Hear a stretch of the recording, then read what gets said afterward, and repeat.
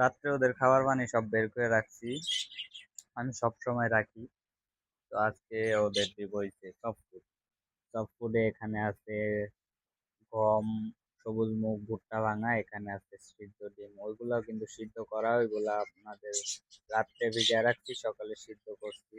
তো ডিমটাকে এখন স্লাইস করে নিতে হবে এটার মাধ্যমে। ওয়েট স্লাইস করে নিই। এই যে সবকিছু রেডি, এখন এগুলাকে মিক্স করে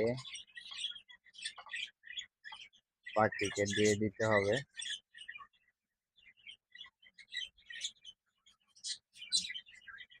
সুন্দর সব ফুড তৈরি হয়ে গেছে। তো এগুলো এখন পাখিদের দিয়ে দিব। ফ্রিজে ওদের জন্য নিয়ে নিলাম 4 বার ফ্রিজ, 4 জায়গায় ভাগ করে দিতে হবে। তো ওদের দিয়ে নেই, তারপরে বলতেছি এগুলোর উপকারও কি কি হয়।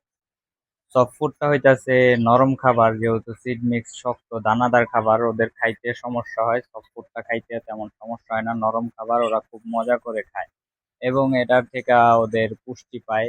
সিড মিক্সেই শুধু ওদের পুষ্টি দেয় না, ওদের আলাদাভাবে শাকসবজি ভিটামিন দিতে হয়, যার কারণে এই সফট ফুডটাও ওরকম কিছুই কাজে দেয়।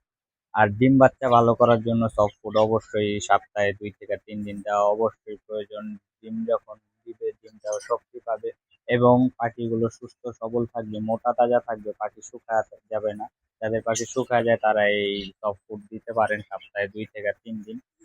আর পাখির বাচ্চা গ্রোথ ভালো করতে এই সফট ফুডটা ভালো ভূমিকা রাখে। আজকের জন্য এতটুকু, আল্লাহ হাফেজ।